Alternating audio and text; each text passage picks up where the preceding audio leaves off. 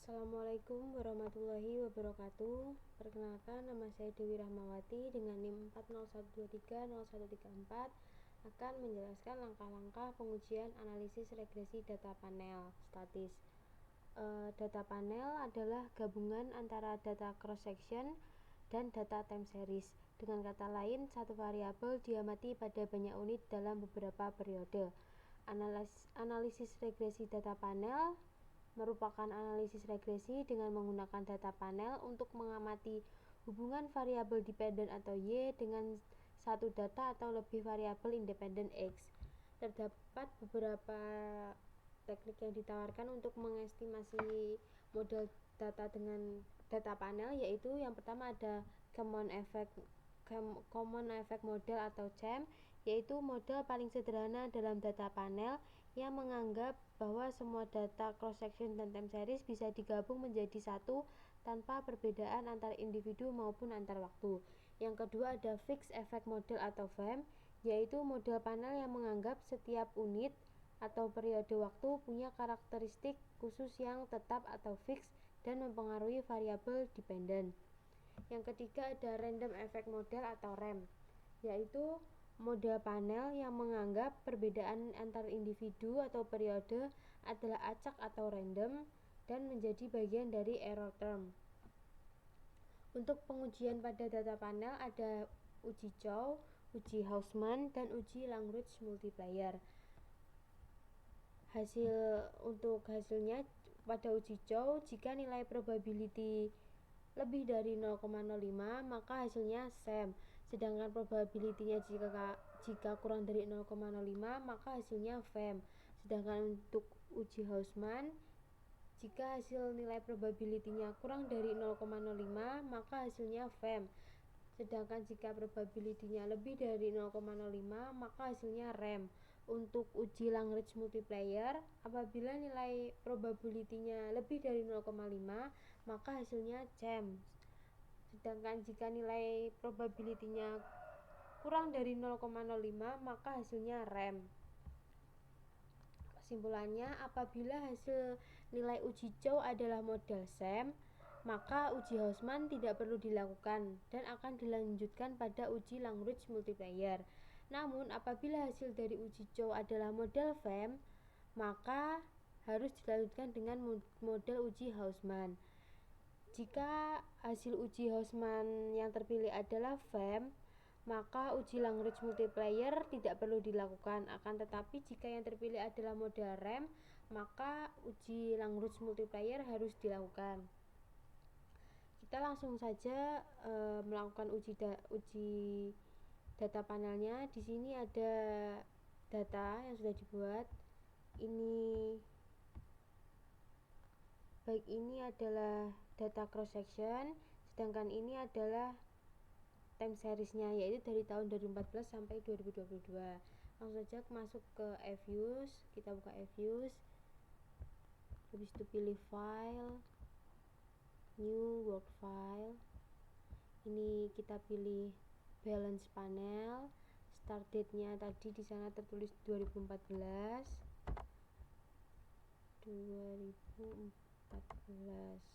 end date-nya 2022, dan number of cross section-nya 4. Habis itu kita oke. Nah, udah muncul seperti ini. Habis itu kita pilih quick empty group. Nah, ini sudah muncul lembar kerjanya.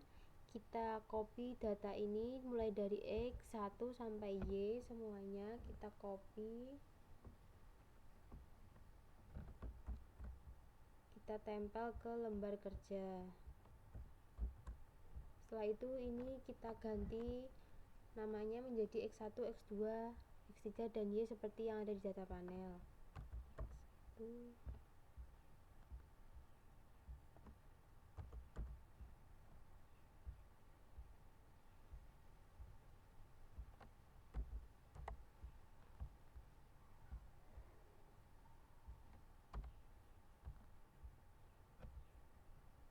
Setelah itu kita close saja. Yes. Nah, sudah muncul seperti ini kita klik shift, pilih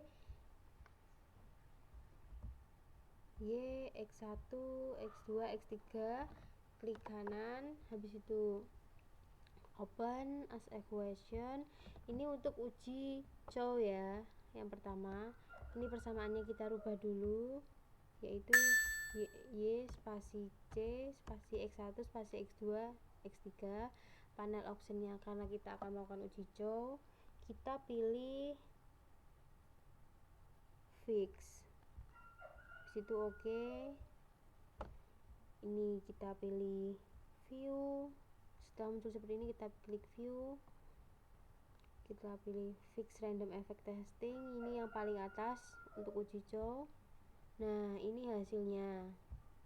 Kita copy, kita tempel ke Word. Ini uji cow, nilai probability-nya yaitu 0,0060, yaitu kurang dari 0,05, maka yang terpilih adalah model FEM dan harus dilanjutkan ke uji Hausmann. Untuk uji Hausmann, kita kembali lagi ke Fuse. Setelah itu kita klik estimate. Ini persamaannya sudah benar, sudah sama. Panel optionnya kita ganti random, oke. Habis itu view, klik fix random effect testing, kita pilih yang ini, Hausmann t-test yang paling ketiga ini. Nah, ini hasilnya, kita copy, kita salin ke Word. Nih, nilai probability dari uji Hausmann yaitu 0,0016, yaitu kurang dari 0,05, maka yang terpilih adalah model FEM. Kesimpulannya, maka model terbaik yang terpilih adalah FEM, dan uji Lagrange multiplier tidak perlu dilakukan karena probabilitas dari masing-masing uji cow dan uji Hausmann yaitu kurang dari 0,05.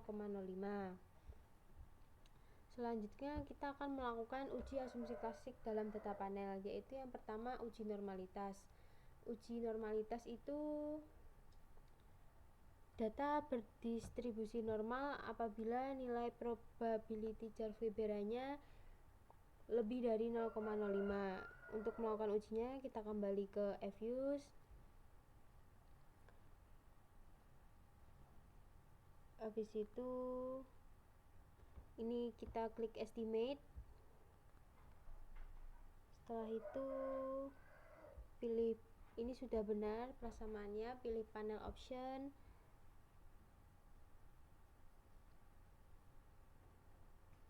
Ini pilih fix, lalu oke. Nah, untuk melakukan uji normalitasnya, kita pilih view, klik residual diagnosis, kita pilih histogram normality test. Nah, ini hasil dari uji normalitas. Kita copy, salin ke Word. Nih, maka yang dibaca Jar-Fabera ini nilai probability-nya yaitu 0,55359, yaitu lebih dari 0,05, maka dapat disimpulkan data berdistribusi normal. Selanjutnya kita akan melakukan uji multikolinearitas, yaitu dengan nilai ketentuan harus kurang dari 0,80. Untuk ujinya kita kembali lagi ke Fuse. Setelah itu kita klik estimate. Ini sudah benar, lalu panel optionnya juga sudah fix, kita oke. Lalu pilih quick yang bagian atas ini, kita pilih group series, grup statistik maksudnya, maaf. Setelah itu kita pilih correlation. Ini karena yang diuji hanya variabel X1, X2, dan X3, ini Y-nya kita hapus. Habis itu oke. Nah, ini untuk hasilnya dari uji multikolinearitas. Kita copy, kita tempel di Word. Nih, nilai korelasi dari X1 dan X2 adalah min 0,09556, yaitu kurang dari 0,80 dan korelasi X1 dan X3 adalah min 2, 5, 6, 13 yaitu juga kurang dari 0,80 dan korelasi X2 dan X3 yaitu 0,243376 juga kurang dari 0,80. Maka dapat disimpulkan bahwa variabel independen ini terbebas dari uji multikolinieritas. Yang ketiga yaitu kita akan melakukan uji heteroskedastisitas. Penerapan pada uji heteroskedastisitas ini yaitu dengan nilai sig lebih dari 0,05 maka tidak terjadi gejala heteroskedastisitas. Namun jika nilai kurang dari 0,05 maka terjadi gejala heteroskedastisitas. Untuk ujinya kita kembali ke Evius. Itu kita close aja.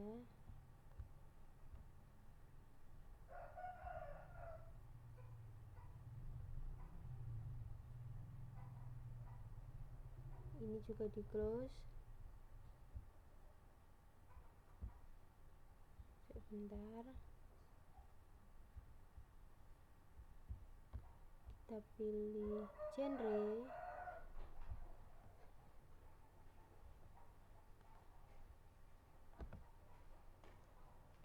Di situ klik address sama dengan ABS dalam kurung receipt tutup kurung. Oke. Nah, ini sudah muncul. Habis itu kita pilih control ABS X1, X2, X3. Setelah itu kita klik kanan, kita pilih open as equation, lalu ini persamaannya kita rubah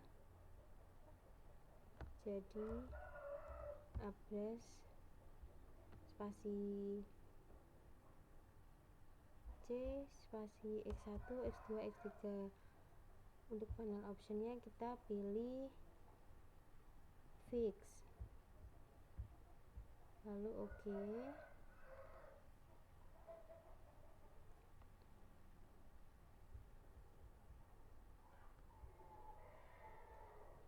Nah, ini hasilnya yaitu kita copy, kita tempel di Word.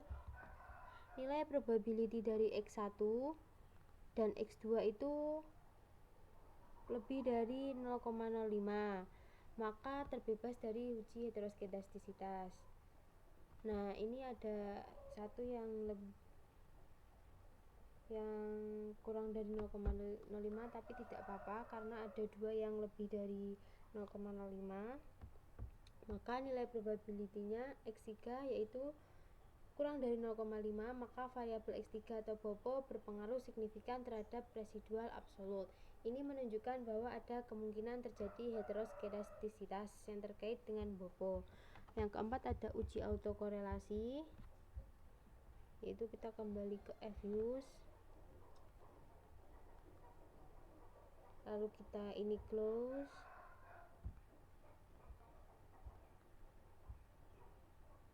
Kita klik save. Y, X1, X2, X3, klik kanan, lalu open as equation, lalu persamaannya dirubah menjadi Y spasi C spasi X1, X2, X3. Panel option kita klik fix. Oke.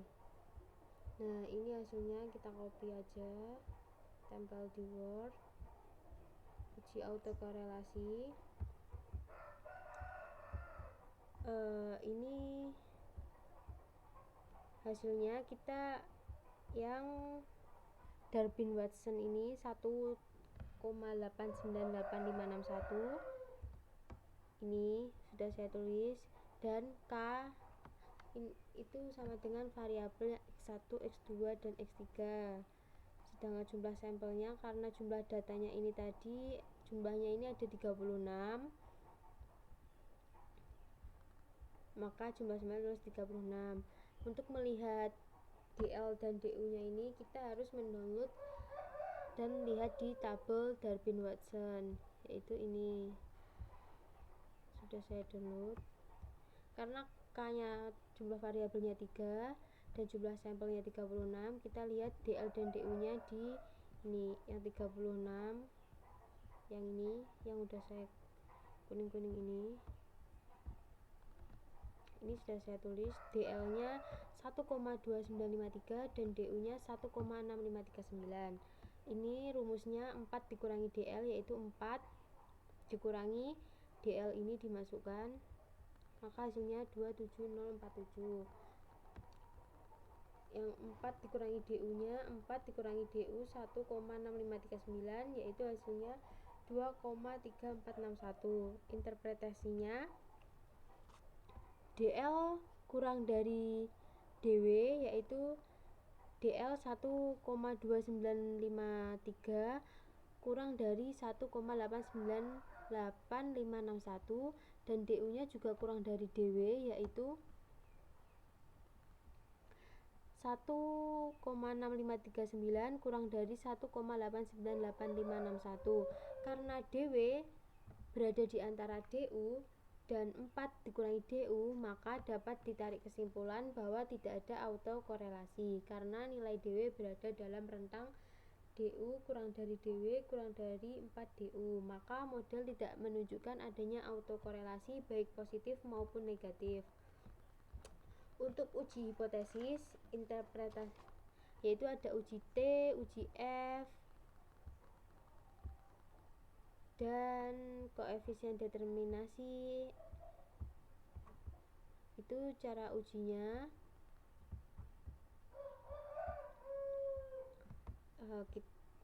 Kita kembali ke iViews. Ini kita close. Kita klik shift Y, X1, X2, X3, klik kanan, kita pilih open as equation, ubah persamaan menjadi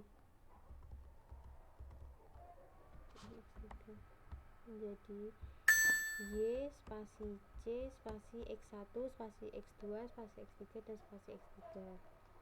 Klik panel option, lalu cross sectionnya kita ubah menjadi fix. Oke. Nah, ini hasilnya.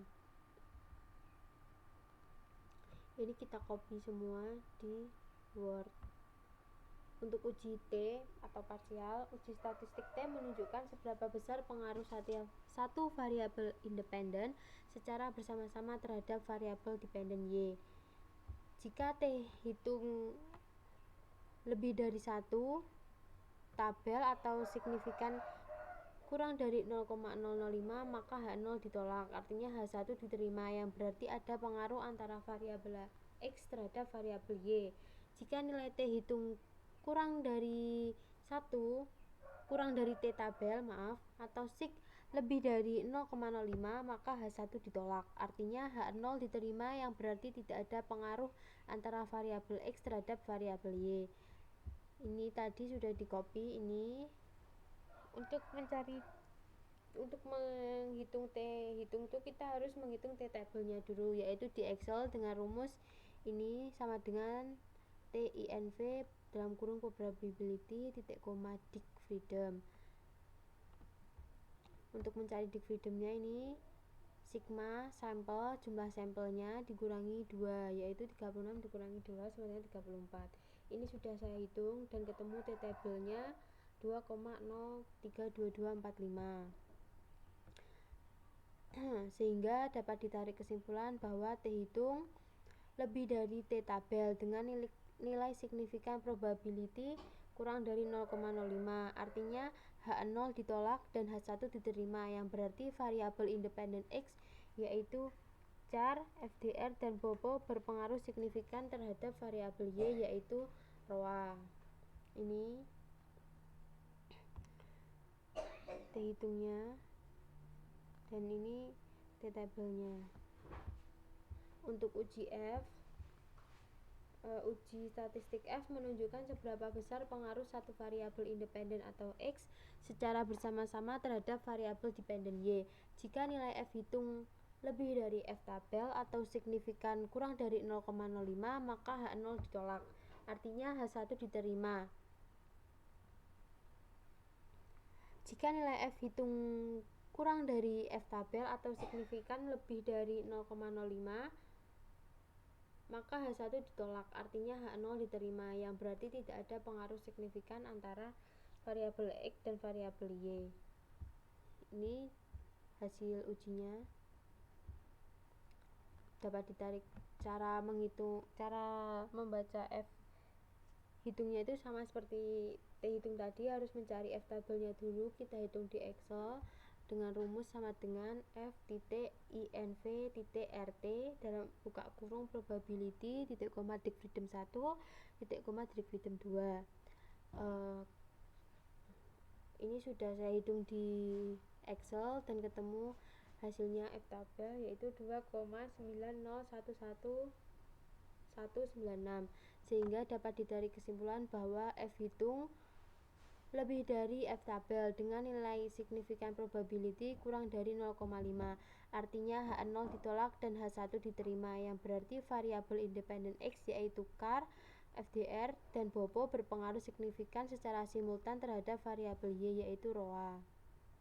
Ini nilai probability-nya ini yang 0,00000 ini. Yang ketiga ada koefisien determinasi R kuadrat. Nilai adjusted R square sebesar ini adjusted R square 0,969002 atau dalam persen yaitu 96,9002%. Nilai koefisien determinasi tersebut menunjukkan bahwa variabel independen yang terdiri dari char, FDR, dan Bobo mampu menjelaskan variabel ROA pada Bank Umum Syariah di Indonesia sebesar 96,9002%, sedangkan sisanya yaitu 3,0998 dijelaskan oleh variabel lain yang tidak dimasukkan dalam model penelitian ini. Ini persamaan regresi data panelnya setelah diuji tadi, hasilnya menunjukkan di mana koefisien Y yaitu 5,716517, lalu X1 nya 0,047239, X2 nya 0,018957, dan X3 nya minus 0,082044, di mana Y sama dengan ROA atau return on asset, X1 char yaitu capital adequacy ratio, dan X2 FDR yaitu financing to deposit ratio, X3 BOBO atau biaya operasional terhadap pendapatan operasional. Ini kesimpulannya. Yang pertama Y konstantanya tadi hasilnya 5,710517. Dapat dari kesimpulan jika char, FDR, dan Bobo bernilai 0, maka ROA diperkirakan sebesar 5,716517. Ini adalah nilai dasar ROA sebelum mempertimbangkan pengaruh dari variabel char, FDR, dan Bobo. Koefisien X1 yaitu ditemukan hasil 0,047239. Dapat ditarik kesimpulan, setiap kenaikan 1 pada char akan meningkatkan ROA sebesar 0,047239 dengan asumsi variabel lain tetap. Ini menunjukkan bahwa char memiliki pengaruh positif terhadap ROA, di mana peningkatan kecukupan modal bank meningkatkan profitabilitas yang diukur melalui ROA. Yang ketiga, X2, koefisien X2 hasilnya 0,018957, Dapat ditarik kesimpulan, setiap kenaikan 1 pada FDR akan meningkatkan ROA sebesar 0,018957 dengan asumsi variabel lainnya tetap. Artinya semakin tinggi FDR atau kemampuan bank untuk menyalurkan dana ke pembiayaan, maka ROA juga cenderung meningkat. Untuk uji koefisien X3, yaitu hasilnya tadi min 0,082044, maka setiap kenaikan 1 pada BOPO akan menurunkan ROA sebesar min 0,082044 dengan asumsi variabel lainnya tetap. Ini menunjukkan bahwa BOPO memiliki pengaruh negatif terhadap ROA, di mana semakin tinggi rasio biaya operasional terhadap pendapatan operasional, maka probabilitas bank akan menurun. Kesimpulan yang dapat diambil yaitu CAR dan FDR memiliki pengaruh positif terhadap ROA. Artinya, ketika bank memiliki kecukupan modal yang lebih tinggi dan lebih efisien dapat menyalurkan pembiayaan dari dana simpanan, maka bank cenderung lebih menguntungkan. Yang kedua, BOPO memiliki pengaruh negatif terhadap ROA, yang berarti peningkatan biaya operasional relatif terhadap pendapatan operasional mengurangi probabilitas bank. Sekian dari saya. Bila ada kurang lebihnya mohon maaf. Wassalamualaikum warahmatullahi wabarakatuh.